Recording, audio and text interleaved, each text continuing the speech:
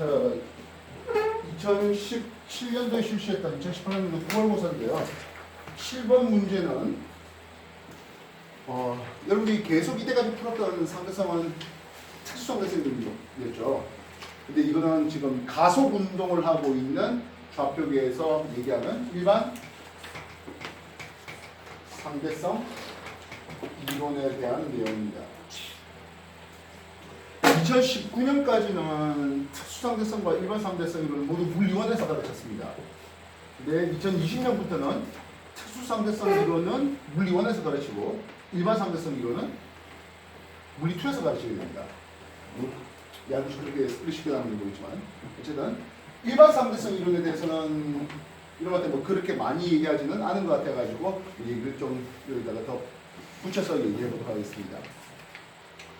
특수상대성 이론은 등속운동에 대해서 등속운동하는 것과 정지상태를 구분할 수 없습니다에 대해서 나왔잖아요. 반면 일반 상대성 이론은 가속운동을 하고 있는 좌표계에서 가속운동하고 있는 좌표계에서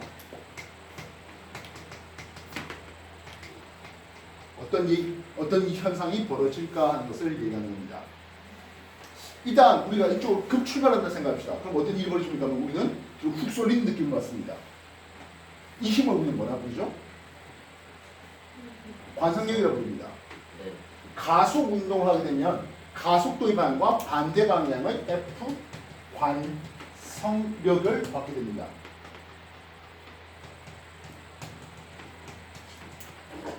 관성력 크기는 어떻게 나옵니까 하면 F equal MA를 쓰면 돼요. 이때 가속도의 방향과 반대 방향의 관성력을 받습니다.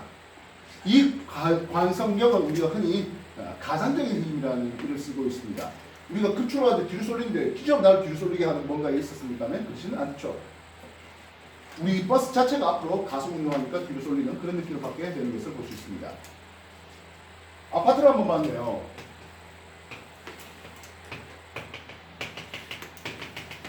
아파트에서 엘리베이터가 위로 올라간다고 생각해 보자고요.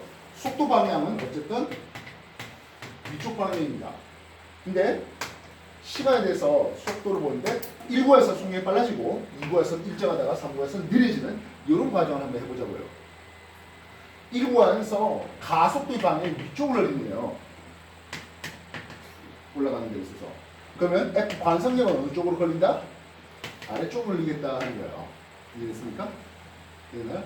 그래서 엘리베이터에 질량체 M짜리인 사람이 이 안에서 어떤 느낌을 받습니까 하면 어차피 mg라는 중력이 있는 상태에다가 플러스 위로 올라간 가속도의 ma라는 관성력까지 더해서 무거워지는 것을 볼 수 있습니다. 실제로 저울을 놔두고 그 출발하는 엘리베이터면 좀 무거워지고 눈금이 더 많이 돌아가는 것을 보게 되는 것을 볼 수 있습니다.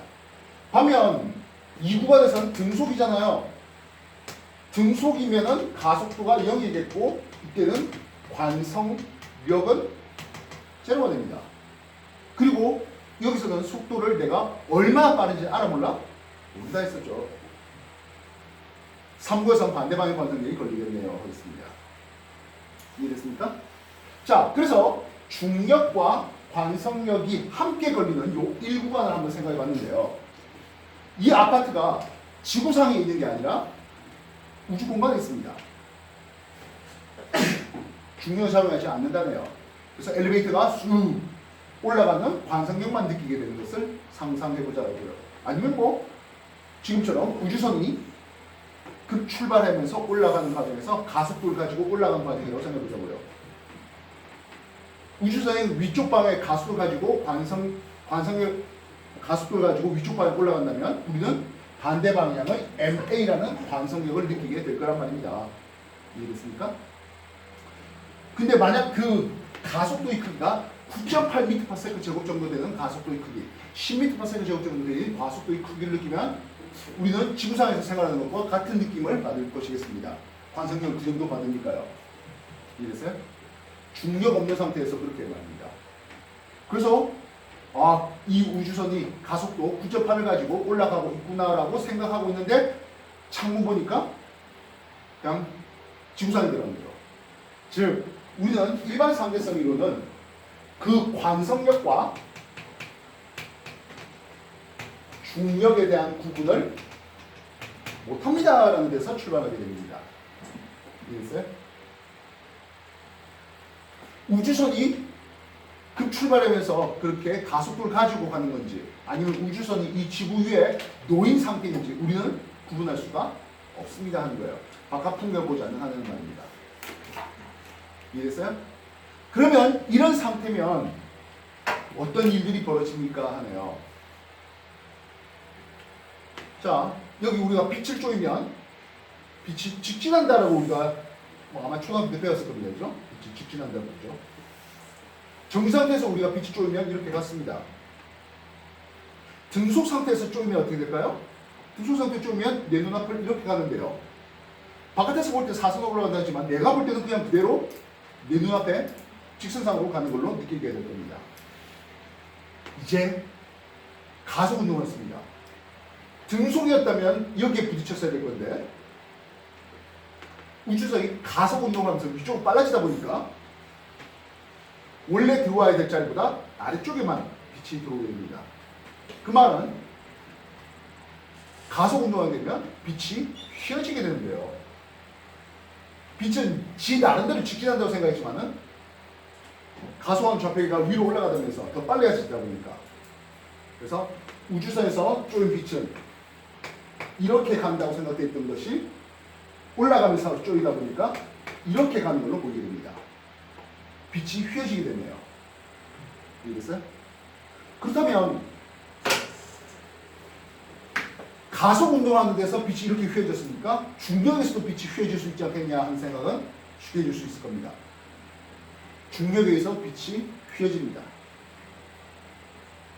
일반 상대성 이론에 대한 증명은 훨씬 더 일찍 일어났습니다.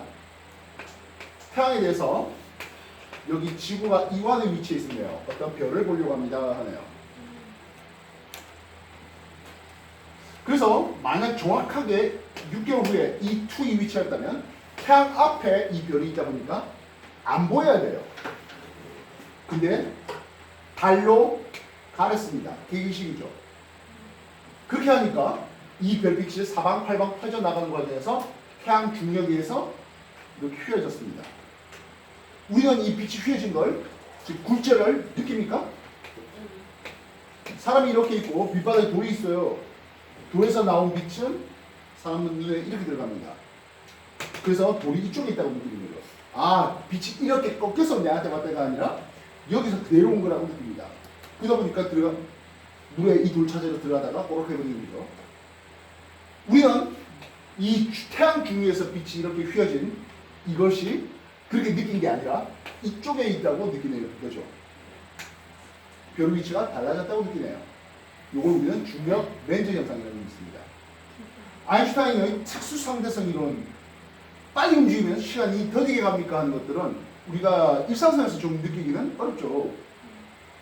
그래서 굉장히 정교한 원자시계가 만들어진 뒤에 한참 있다가 이제 뭐 직접 증명이 될 수 있었는데요.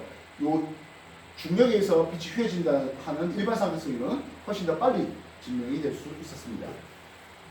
에디턴이라는 사람이 이렇게 사진 찍어서 보여줬는데요. 그래서 이 얘기를 지금 하는 거로 보이네요. 7번 문제 다시 한번 보겠습니다. 7번 문제. 등가속 운동을 하는 우주선 안의 관찰자 A가 별빛을 관찰하는 모습이고요. 나는 정지한 우주선 안의 관찰자 B가 태양 근처를 지나오는 별빛을 보려고 하는 거예요. 하고 있습니다. 알겠습니까? 자, 그러면 나를 먼저 한번 봅시다. 나에서 정지에 있는데 여기에 태양이 있었어. Q란 별빛이 사방팔방 퍼져나가는데 태양 중계에서 이렇게 휘어서 들어오는 거죠. 그래서 이 사람은 Q란 별이 Q'의 위치에 있다라고 느끼게 되는 거라고요. 이 얘기잖아요. 그럼 가에서는 어떻습니까? 이 우주선이 가속 운동을 하고 있는 상황이에요. 나는 정지 상태에서 중력을 느끼고 있는 뭐 이런 사람이라면 이해됐습니까? 역시 마찬가지.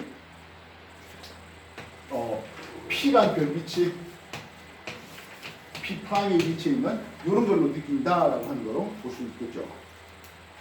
이해됐습니까?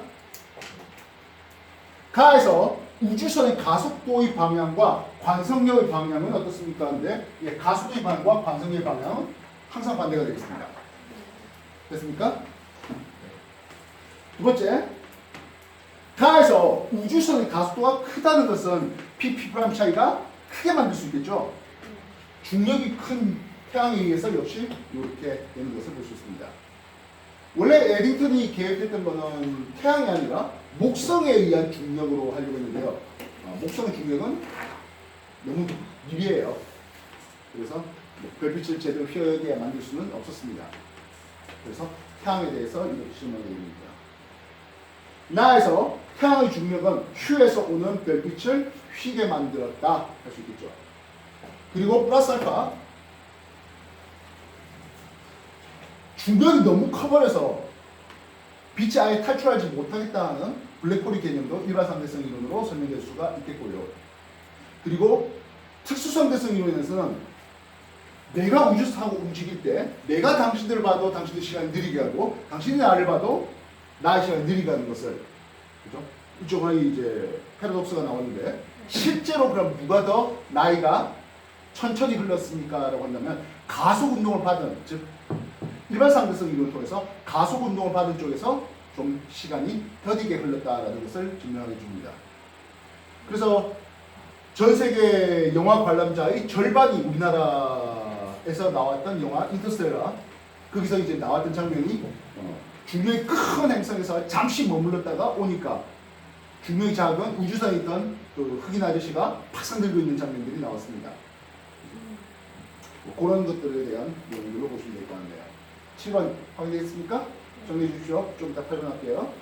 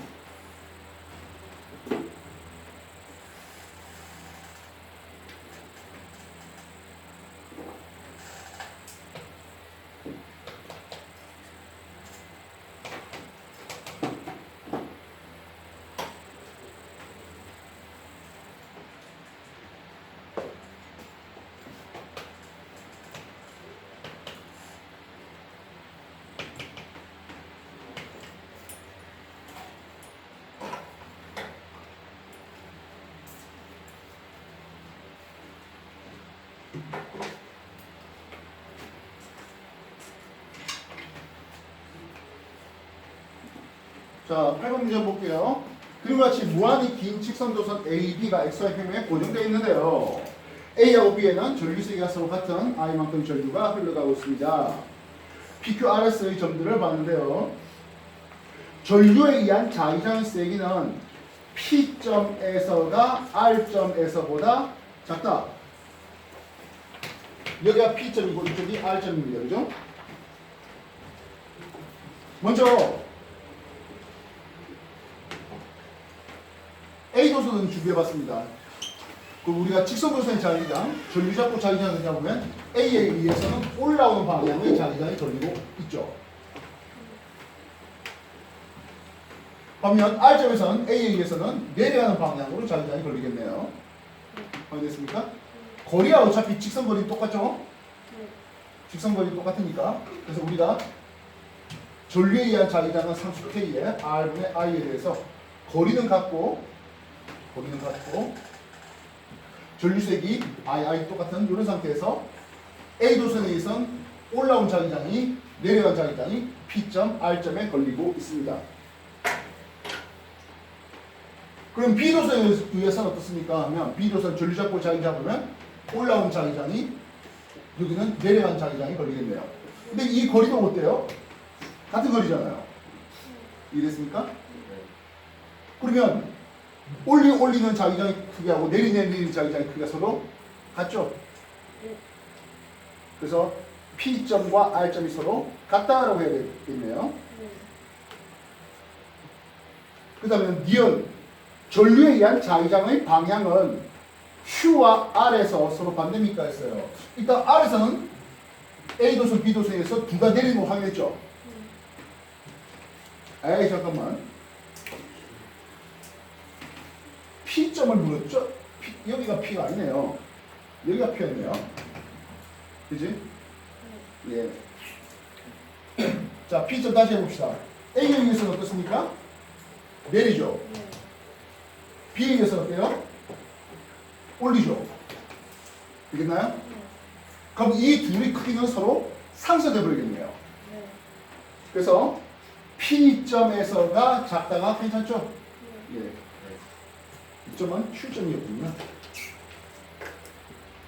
전류에 의한 자기장의 방향은 Q와 R은 Q와 R은 올리는 내리는 반대 방향입니다. 되겠습니까? 되겠나요? 그 다음 S점을 물었습니다. 일단 A도선은 생각해봤습니다. A도선은 전류 잡고 자기장으로 올리는 방향입니다. 색깔을 구분할 수 있겠습니까? 네. 그럼 B도선은 어떻습니까? 하면 B도선은 내리는 방향의 자기장입니다. 그러면 A도선에서의 길이는 요만큼의 길이가 거리 R 나오겠죠. B도선에서는 이만큼의 길이가 되는 거죠. B도선은 거리가 먼데가 B도선에 의해서 내리는 자기장의 세기는 작네요. A도선에 의해서 올리는 자기장이 더 크겠네요. 수직으로 올라오는 방향이다 라고 쓰면 되겠죠. 이해됐습니까? 그러다 보니까 우리는 직선도선에 의한 자기장이 서로 합성하는 과정에서 두 도선이 있었다면 도선의 색깔 하나를 좀 뭐 빨간 거 또 파란 거를 좀 잡아주셔갖고 색깔 표시해 주면서 내리는지 올리는지 방향 잡아주시면 될 것 같습니다. 알겠나요? 네. 정리해 주십시오.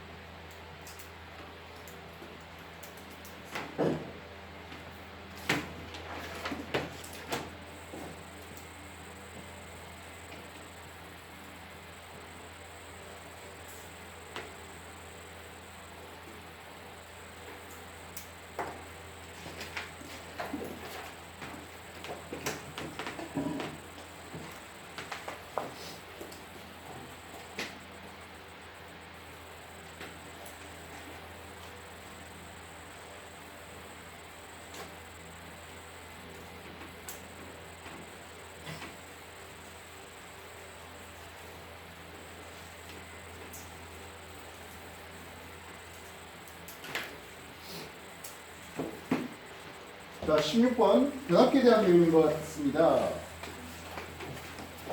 교류전에 연결되어서 1차 코일이 감겨 있습니다. 1차 코일이 감은 수가 N1이라 썼고요.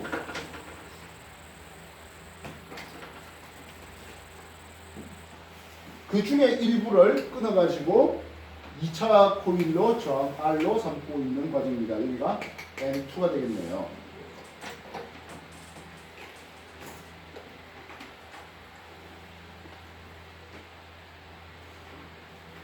그래서 설명 중 옳은 것을 골라라 했습니다. N1을 증가시키면 철심의 단면 S를 통과하는 자유역선 속의 시간에 따른 변화율은 했습니다.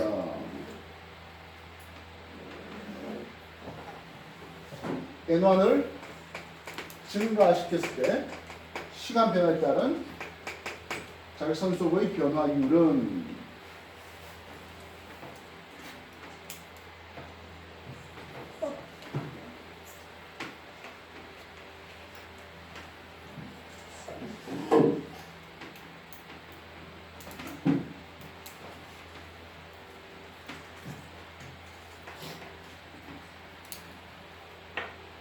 우리가 이 N1과 N2의 비율은 V1과 V2의 비율이 되는 거죠. 코일 가분수에 따른, 그리고 이건 I2분의 I1으로 이렇게 쓰고 있습니다. 됐습니까? 그래서 N1이 증가된다는 것은 I2가 감소하는 것을 볼 수 있겠습니다. 됐습니까? 그래서 시간 변화에 따른 자속의 변화가 결국엔 I 프라임 유도 전류지 않습니까? 유도 전류는 2차 코에 흘러가는 요놈이죠. 요거네요. 알겠습니까?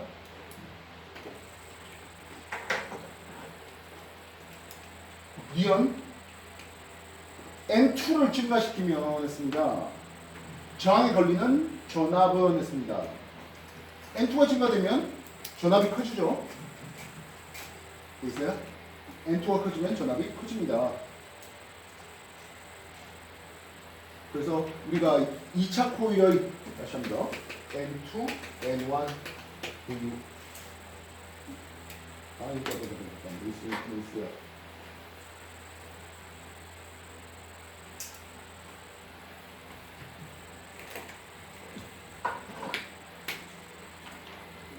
V1, V2, I1, I2 되는 거죠.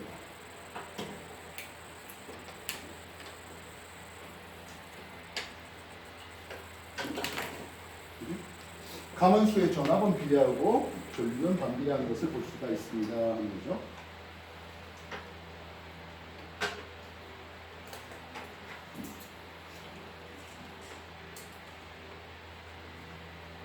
기억에 N1을 증가시키면 철심이 단면 S를 통과하는 자유선소의 시간 따른 변화율, 시간 따른 자속 변화, 이게 결국엔 유도 전류가 될 것이겠고요.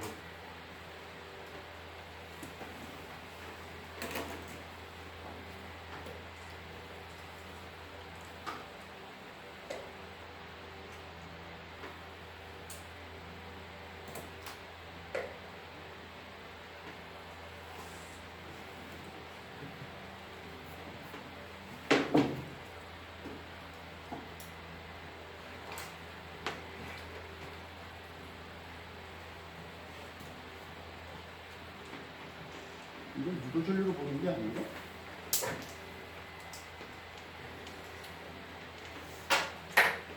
일단 잠시 기억놔둘게요. 니은 한번 보시죠.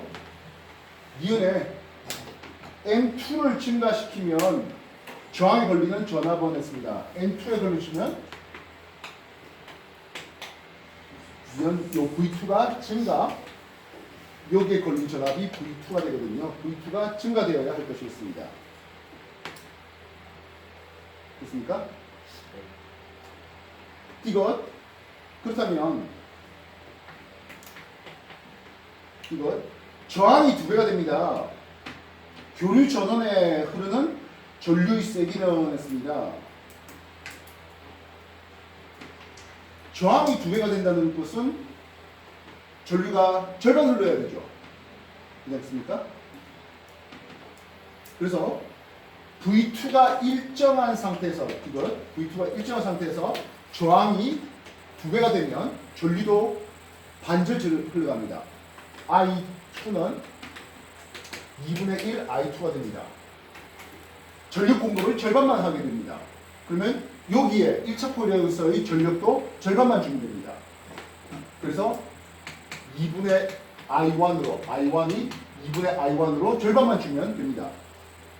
그래서 교류 전원에 공급될 전류의 크기는 2분의 1이 되어야 합니다. 그래서 니은티가 다 틀릴 거예요. 기억에 N1을 증가시켰을 때 코일의 철심 S를 통한 자기력 산소의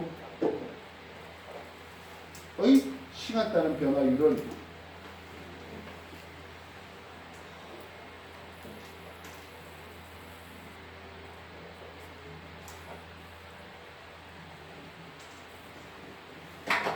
감소한다.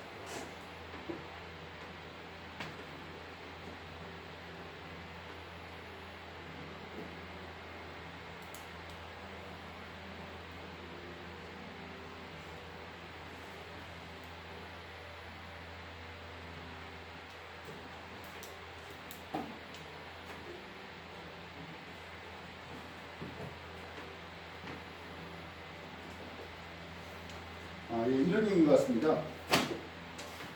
지금 일부를 얘한테 줘야 되잖아요. 그치? 이게 작을 때는 많은 부분 줬다면 N1이 증가되면 조금만 줘도 되니까 변화율이 적다라고 얘기할 수 있다는 거예요. 그렇게 돼야 되겠네요. 요 2차 코일에 넘겨주는, 이 2차 코일에 자기장을 넘겨줘야 되지 않습니까?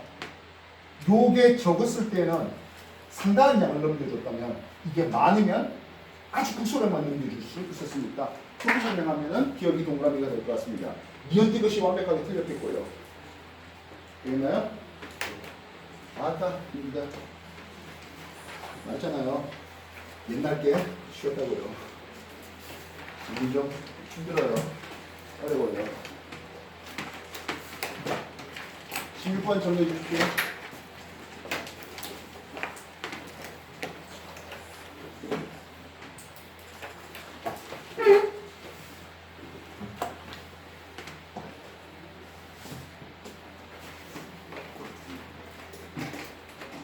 복잡하게 생겼다.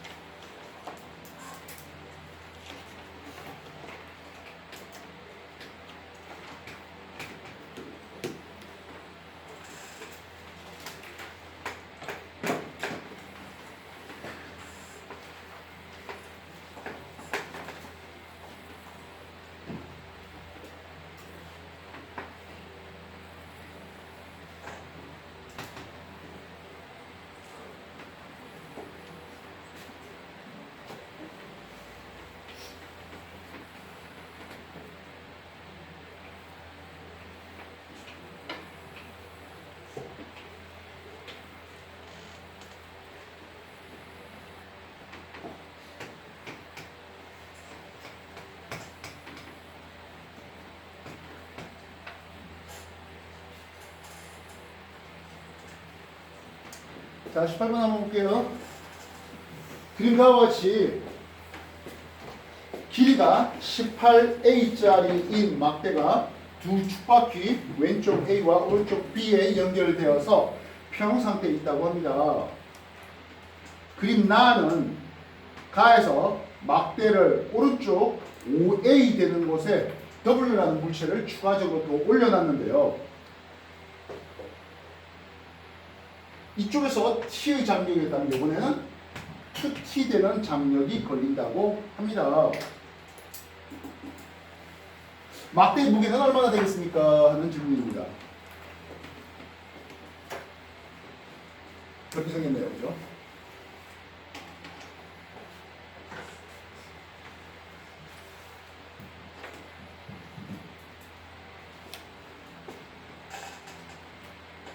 여러분 여기가 2A 거리에서 2T 거리 있잖아요. 그럼 3A 거리에서는 얼마의 힘이 걸릴까요? 3분의 2T 걸리겠죠. 여기가 거리 되겠습니까? 그럼 이쪽에 2T 걸렸으니까 2a 거리에서 2t 걸렸으니까 이거는 3a 거리가 되니까 이건 3분의 4t가 걸릴 겁니다. 됐어요? 무게중심 어디 있겠습니까? 이 전체 길이 18a 있잖아요. 5a, 요게 3a, 여기 a 되는 여기에 무게중심이 있겠죠? 그래야 9a가 될 테니까요. 됐습니까? 여기도 무게중심이 여기로부터 a만큼 더 떨어진 곳에 있습니다. 여기까지 확인해 주십시오.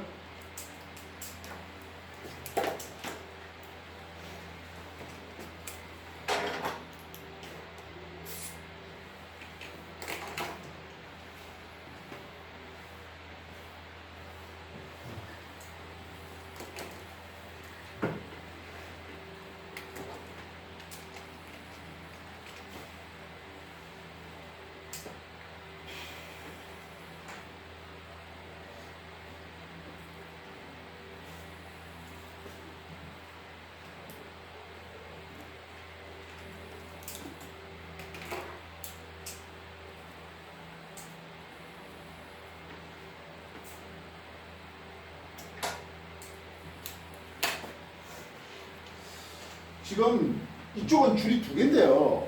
그죠? 이 두 줄에 의한 힘의 합류 양은 요 가운데 센터에서 하나의 줄만 내려도 동일한 효과를 보게 될 겁니다. 그죠? 마찬가지죠. 그래서 이 길이가 3a가 되니까 요 놈이 기준점으로 삼아볼까 합니다.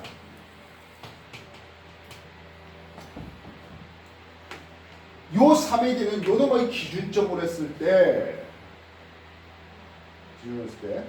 토크 시계 방향과 반시계 방향이 있을 텐데요. 시계 방향 돌림이라고 하는 것은 결국엔 막대의 무게죠. 막대의 질량을 라젬이라 합시다. 되겠습니까? 막대의 질량 라젬 이게 얼마의 거리가 있습니까? 하는데 요만큼은 그러면 6의 거리가 있어야 되겠죠. 3의 6의 9의 거리가 되겠고 이 나머지가 9의 되는 이런 상황이 될 테니까요. 이게 9a 거리에 있어야 될 것이었습니다. 그럼 반시방향 실이 장력이겠네요. 3분의 2t가 6a에서 a까지 7a 거리에 있겠고요. 요 놈이죠. 요 놈은 t의 장력이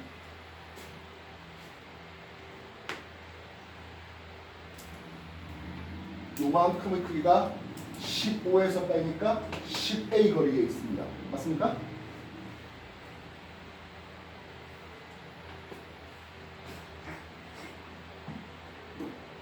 아니지. 여기 2a잖아.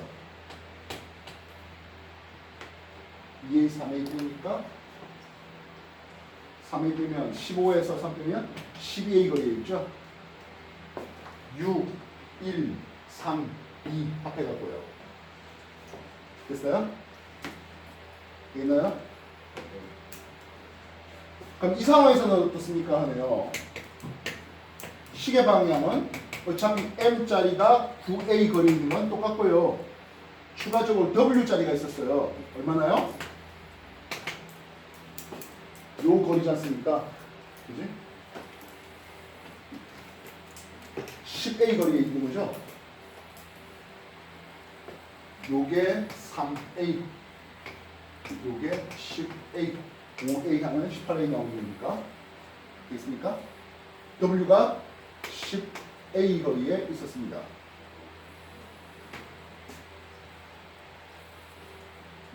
되겠나요? 그러면 반시 방향이 어떻습니까? 하는데요. 3분의 2t가, 3분의 4t가 7A 거리에 있고 2t가 12A 거리에 있게 됩니다. 되겠습니까? 되겠나요? 결국엔 이 크기의 두 배지 않습니까? 그지? M9의 거리의 두 배가 됩니다. M9의 크기의 두 배만큼이 될 겁니다.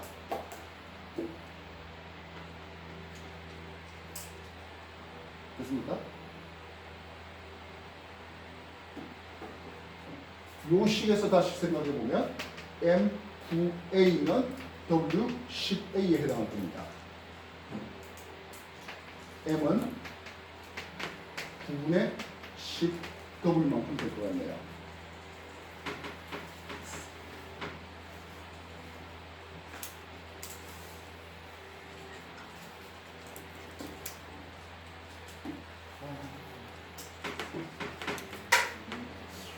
뭐 하나 잘못한 게 있나? 저희가 여기 어? 기준점에서 M 무게중심 자리가 무게중심.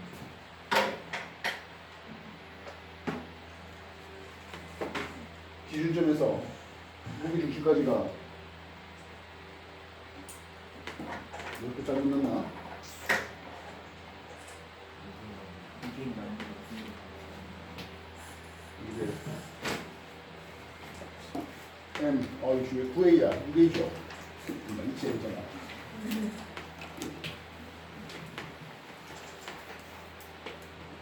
그지? 그러면 M, 6A죠. 6분의 이렇게 되겠죠? 됐습니까? 됐나요? 네. 6분의 10, 3분의 5, 4번인가요?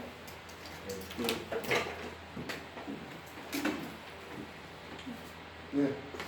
이 기준에서는 6의 거리에 있었습니다. 왜 9A가 썼지? 아유, 근데 죽겠다. 몇십니까? 12시 10분. 와. 자, 한 10분만 쉬었다가요. 치고 와봅시다.